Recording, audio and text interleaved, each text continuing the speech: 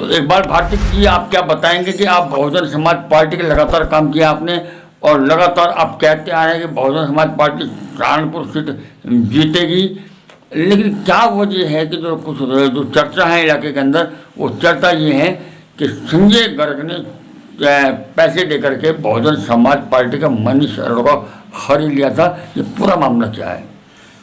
देखिए, मैं 5 फरवरी को बहुजन समाज पार्टी में शामिल हुआ। उससे पहले मैं बहुजन समाज पार्टी में रहा हूँ। मान्यवर काशीराम जी का चुनाव मैंने लड़ाया था यहाँ पर, और मैं अम्बेडकरवादी हूँ। मैं मिशन में आया था कि मैं बहुजन समाज पार्टी की बहन कुमारी मायावती के झोली में सहारनपुर की सीट डालूंगा, लेकिन मैं ईमानदारी से काम करता रहा और ये सीट हम जीतते, 100% जीतते हम ये सीट। लेकिन जब मैं संजय के खिलाफ बोलता था तो मुझे मनीष अरोड़ा रोकता था और कहता था कि संजय के खिलाफ मत बोलो, और मैं सोचता था ये क्या बात है। बोलता था भाजपा के खिलाफ बोलो, और जितना काम इन्होंने पंजाबी समाज में जाके किया है उतना काम इन्होंने मुसलमानों में नहीं किया। यहाँ तक हुआ कि मैं नाम क्या लूँ कि संजय गर्ग ने बाकायदा, जो मुझे मालूम हुआ है, मनीष अरोड़ा को खड़ा किया था।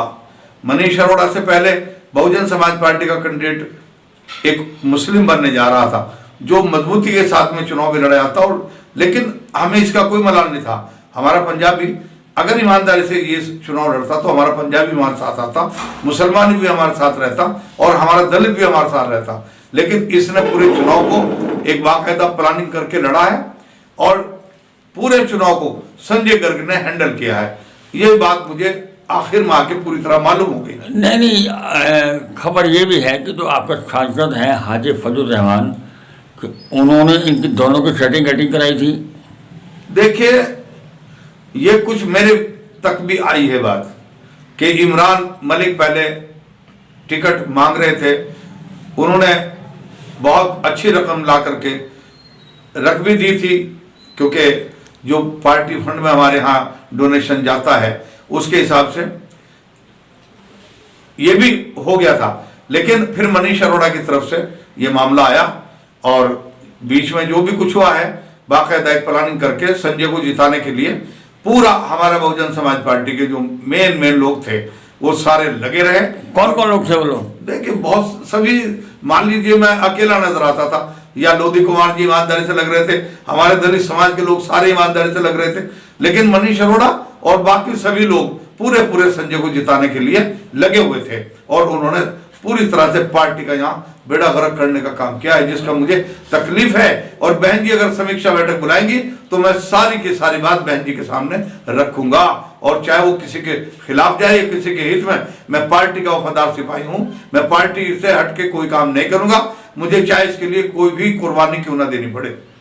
नहीं, लोगों का ये कहना है कि आपने तो बहुत ईमानदारी के साथ काम किया है, लेकिन लगातार मनीष अरोड़ा लगातार मार्केट में खड़े रहे, उसके बावजूद वो जो आपके सांसद हैं फजल रहमान, उनके साथ काम नहीं कर पाए। इसकी क्या वजह है? नहीं, देखिए, जहां तक हुआ, चीफ इलेक्शन एजेंट एक इस तरह से बना दिया, यानी कोई भी संचालन समिति चुनाव की नहीं बनी।